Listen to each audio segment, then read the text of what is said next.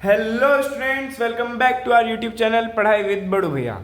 So students, आज की इस वीडियो में हम क्लास 9 ज्योग्राफी का chapter number 2 the physical features of India का थर्ड फिजिकल फीचर जो कि है द पेनिनसुलर प्लेट्यू, उसको कंप्लीट करने वाले हैं। प्रीवियस वीडियोस में हमने इसका फर्स्ट और सेकंड फिजिकल फीचर जो है उसको कंप्लीट कर लिया है। तो अगर आपने वो वीडियो नहीं देखी है तो पहले आप उसे देख लें ताकि आपके पहले के जो फिजिकल फीचर है वो लाइन बाय लाइन क्लियर हो जाए। ठीक है, फिर आप इस पे आइए। तो चलिए बिना किसी टाइम को वेस्ट करे हम डायरेक्ट हमारे थर्ड फिजिकल फीचर को स्टार्ट करते हैं। अभी मजा आएगा ना भिड़ो। तो हाँ, थर्ड फिजिकल फीचर है दी पेनिनसुलर प्लेट्यू। तो पेनिनसुलर प्लेट्यू है कहाँ पे? तो अगर अपन मैप पे देखें इसको तो सबसे पहले ये तो था हमारा हिमाद्री रेंज, फिर हिमाचल रेंज, फिर शिवालिक रेंज। ठीक है, फिर उसके बाद जो ये पेंसिल वाला एरिया है इसको अपन कहते हैं नॉर्दर्न प्लेन्स। ठीक है, फिर नॉर्दर्न प्लेन्स के बाद जो ये यहाँ वाला जो एरिया आता है इसको अपन कहते हैं दी पेनिनसुलर प्लेट्यू। ठीक है, ये वाला जो एरिया है यहाँ से लेकर यहाँ तक का ये जो ट्रायंगुलर शेप बन रहा है इसको अपन कहते हैं पेनिनसुलर प्लेट्यू। ठीक है, अब पेनिनसुलर प्लेट्यू जो है तो अपन पहले इस टर्म को समझते हैं कि पेनिनसुलर क्या होता है और प्लेट्यू क्या होता है। पेनिनसुलर तो यानी कि एक ऐसा लैंड मास जिसके 3 साइड में वाटर हो।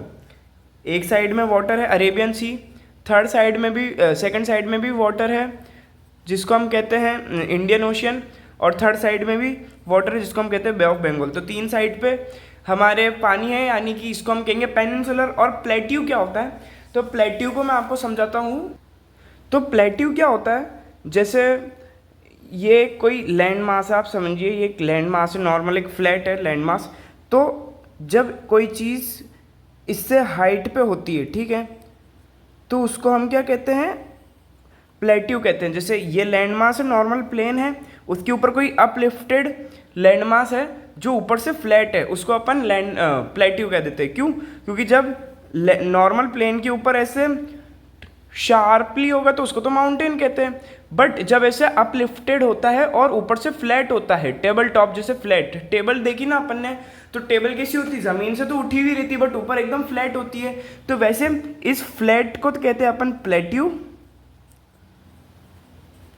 और जो ऐसे पॉइंटेड होता है उसको अपन कहते हैं माउंटेन। और कोई लैंडमास जो 3 साइड से वाटर से घिरा उसको क्या कहते हैं? पेनिनसुला। वाटर वाटर वाटर, उसको कहते हैं अपन पेनिनसुला। ठीक है, तो ये आपको चीज़ें समझ में आ गई। तो इस वजह से अपन जो ये है हमारा थर्ड फिजिकल फीचर, उसका अपना नाम है पेनिनसुलर प्लेट्यू। पेनिनसुलर प्लेट्यू क्यों पड़ा समझ में आ गया कि 3 साइड से तो वाटर है पेनिनसुला, और प्लेट्यू यानी कि जो ऊपर से टेबल टॉप जैसा हो। ठीक है, तो अपन अब पेनिनसुलर प्लेट्यू की कुछ डिटेल जानते हैं। ठीक है, तो peninsular plateau is a tableland created by breaking and drifting of Gondwana land. ये अपन ने समझ लिया कि टेबल लैंड, जो टेबल लैंड होती है क्रिएटेड है, उसको पेनिनसुलर प्लेट्यू कहते हैं। और कैसे बनी? तो breaking and drifting of Gondwana land. ठीक है, the peninsular plateau is made up of black soil. जो पेनिनसुलर प्लेट्यू है ये किससे बना हुआ है? ब्लैक सॉइल से बना हुआ है। ठीक है, 2 ब्रॉड डिविजन्स ऑफ प्लेट्यू। जो है प्लेट्यू है इसके 2 ब्रॉड डिविजन है। कौन कौन से? सेंट्रल हाईलैंड और सेकंड होता है डेक्कन प्लेट्यू। तो मैं अब आपको बता देता हूँ। जैसे ये हमारा पूरा पेनिनसुलर प्लेट्यू है तो उसका जो ये अपर अपसाइड वाला एरिया है, ये ऊपर वाला, जैसे 2 पार्ट में हो गया 1 और 2, तो जो ये वाला एरिया है ना इसको तो अपन कहते हैं सेंट्रल हाईलैंड, CH। ठीक है, और इसको अपन कहते हैं नीचे वाले को DP, डेक्कन प्लेट्यू। ठीक है, तो अपन अब सबसे पहले इसके जो पहला डिवीजन है यानी सेंट्रल हाईलैंड उसके बारे में पढ़ते हैं। तो जो सेंट्रल हाईलैंड है उसको अपन देखते हैं कि वो कहाँ पे पोजीशन करता है। Part lying to the north of Narmada river. Narmada river के बारे में एक लाइन है, मैं आपको बता देता हूँ। It is known as the lifeline of Madhya Pradesh. MP की लाइफ लाइन कहते हैं इसको, क्योंकि पूरा MP नर्मदा का ही पानी पीता है। ठीक है, इतनी इम्पोर्टेंट है ये MP के लिए। ठीक है, तो जो हमारा नर्मदा, जो ये है सेंट्रल हाईलैंड, ये जो है नर्मदा के नॉर्थ में लाई करता है। जैसे नर्मदा रिवर जो है वो यहाँ से बहकर जाती है और यहाँ पे अरेबियन सी में डिपॉजिट हो जाती है, तो उसके नॉर्थ में लाई करता है, ठीक है। Major part of makes up Malwa plateau central highland, और इस साइड जो है उसका मेजर पार्ट जो है वो मालवा प्लेट्यू के उसमें आ जाता है। Covered by Vindhya at north, Satpura at south and Aravallis at the north waste.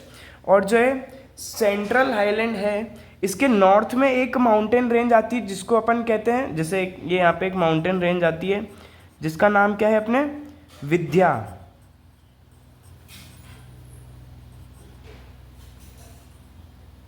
ठीक है। साउथ में कौन सी आती है, साउथ में भी एक आती है जिसको अपन कहते हैं सतपुरा, ठीक है। और थर्ड जो इसके नॉर्थ वेस्ट है, नॉर्थ वेस्ट में आती है, यहां पे आती है, उसको कहते हैं अरावली हिल्स, ठीक है। The central highland are wider in the west but narrower in the east, known as Bundelkhand and Baghelkhand. जो सेंट्रल हाईलैंड है वो जो वेस्ट वाला एरिया है यहाँ पे तो चौड़ा है ज़्यादा, ठीक है, बट जो इसका ईस्ट वाला एरिया है ये यूँ पास में आके यूँ छोटा हो जाता है, नैरोअर हो जाता है, ठीक है। तो जो ब्रॉडर एरिया है, वाइडर एरिया, इसको अपन कहते हैं बुंदेलखंड, और जो नैरो वाला एरिया है इसको अपन कहते हैं बाघेलखंड, ठीक है। छोटा Nagpur plateau marks the further eastward extension, और जो ईस्टवर्ड एक्सटेंशन आ जाता है ना इसको अपन कहते हैं छोटा नागपुर प्लेट्यू, ठीक है। तो ये अपन ने पढ़ लिया पूरा सेंट्रल हाईलैंड क्या होता है। अब अपन पढ़ते हैं इसका सेकंड सब पार्ट, डेक्कन प्लेट्यू। तो हमारा अब जो सेकंड सब डिवीजन है डेक्कन प्लेट्यू, अपन अब उसको पढ़ते हैं।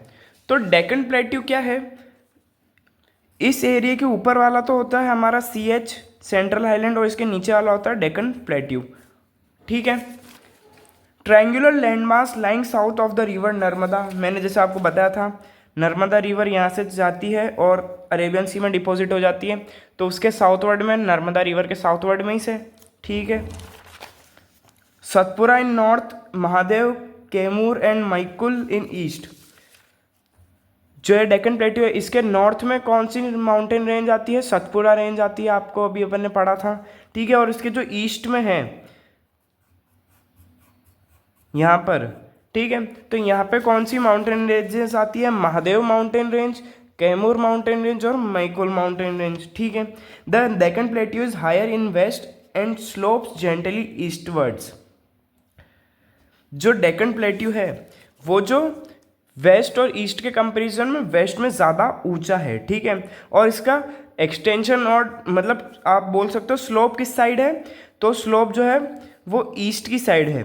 अब स्लोप कैसे पता चला, कि जो नदियां हैं वो जब बह के जाती है, जैसे गोदावरी रिवर है वो इधर बह के जाती है, कृष्णा और कावेरी, ये सारी नदियां जो हैं वो ईस्ट साइड बहकर जाती है, मतलब ईस्ट में इसका झुकाव ज़्यादा है, स्लोप ज़्यादा है। Western Ghats and eastern Ghats marks the western and eastern edges respectively. और जो वेस्टर्न और ईस्टर्न घाट है, जैसे ये वेस्टर्न घाट आ जाता है इधर का एरिया अपने, ठीक है, और ईस्टर्न घाट आ जाता है इधर, तो ये जो है वो वेस्टर्न और ईस्टर्न एजेस को रिप्रेजेंट करते हैं, ठीक है। तो स्टूडेंट्स ये था हमारा क्लास 9th ज्योग्राफी का chapter number 1, the physical features of India का third physical feature the peninsular plateau, जिसको हमने अच्छे से पढ़ लिया है, समझ लिया है, थ्योरेटिकली भी और मैप में भी। तो अगर आपको वीडियो अच्छी लगी हो तो वीडियो को लाइक करना, चैनल को सब्सक्राइब करना, और इस वीडियो को आपके उन सारे फ्रेंड्स के साथ शेयर करना जिनको लगता है SST बहुत ही ज़्यादा हार्ड सब्जेक्ट है और उनसे नहीं हो पाएगा, क्योंकि मैं आपके लिए पूरे साल भर क्लास 9th का कोर्स जो है उसको ऐसे ही सिंपल हैंड रिटन नोट्स के वे में और डिटेल एक्सप्लेनेशन के साथ लाने वाला हूँ। और अब अपन जो नेक्स्ट वीडियो आएगी उसके अंदर जो बचे हुए फिजिकल फीचर्स है उनको कवर करेंगे। तो नेक्स्ट वीडियो तक के लिए bye bye, see you, and पढ़ते रहो और फोड़ते रहो।